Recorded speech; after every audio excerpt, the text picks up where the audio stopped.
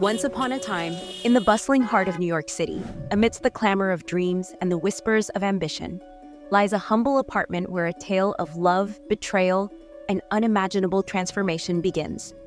This is the story of Harinzi, a man who journeyed from the warm lands of Ghana to the promise-filled streets of America, driven by hope and the enduring power of love. Harinzi and Amina, once inseparable high school sweethearts, had woven dreams of a future together. Bound by their love, they defied the odds of their modest upbringing. Harinzi took the first courageous step, leaving his homeland with a promise to bring Amina to a better life in the U.S. Years later, after countless sacrifices and relentless determination, Harinzi managed to save enough to reunite with his beloved Amina. But the land of opportunity proved to be a harsh reality, as financial struggles began to erode the foundation of their once unbreakable bond.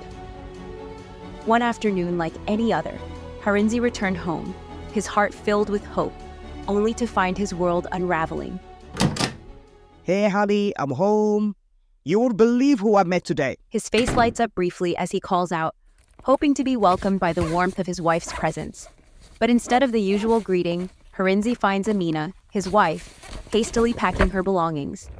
The sight sends a jolt through him. Amina, beautiful but clearly dissatisfied, avoids his gaze, her movements frantic and determined. Hey, Amina, what's going on? I'm sorry, Harinzi, but I can't live like this anymore. I've found someone who can give me a better life. Amina's words cut through Harinzi like a knife. Asen bain na wukanu. What do you mean you found somebody who can give you a better life? Listen, Amina, I know things are tough. Things are difficult everywhere, okay?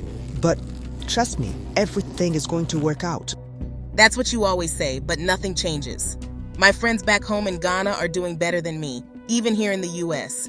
Did you bring me here just to suffer? I spent everything to bring you here. I'm trying to get my citizenship. Once I do, with my education, I can get a better job. Just give it some time. But Amina's patience has worn thin. The allure of a richer, more comfortable life with another man, Richard, has eclipsed her love for Harinzi. She's made up her mind. I'm sorry, but I can't wait any longer. Amina, please. At that moment, the doorbell rings. Enter Richard, the wealthy and arrogant man who has captured Amina's heart. His demeanor is confident, almost smug. Hey there, pal. Reach here. I'm just here to help Amina pack her stuff.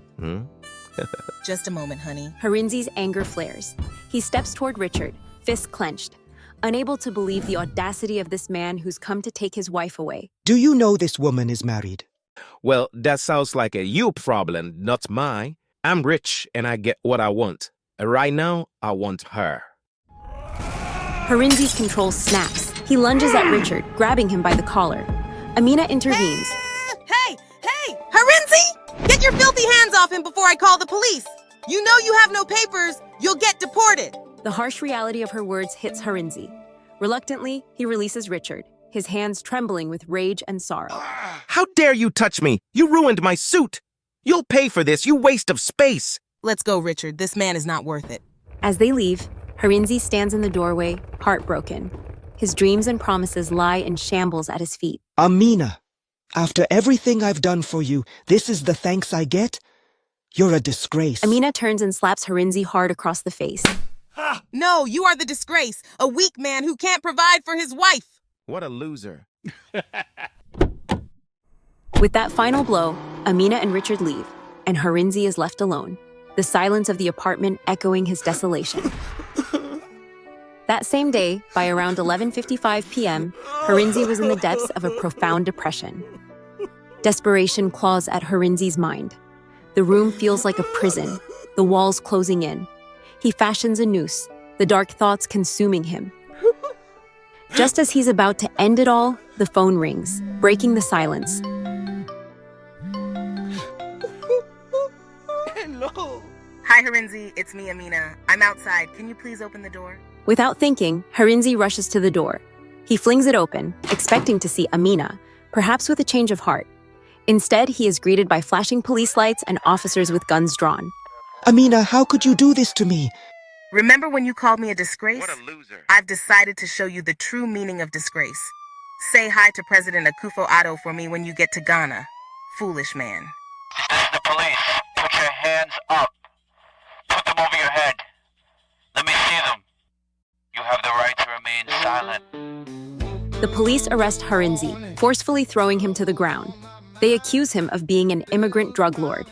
Before he can respond, one of the officers, who had entered the apartment without a warrant, emerges shouting that he's found a kilo of cocaine inside. Betrayed again, Harinzi's world collapses completely. He is deported back to Ghana, stripped of everything he once had.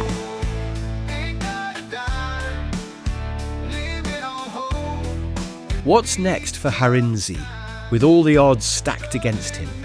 How does he rise from his current situation to become an overnight billionaire? And more importantly, will he take revenge if the tables are turned? Comment part 2 if you'd like to see what happens in our next episode. Until next time, thank you for watching.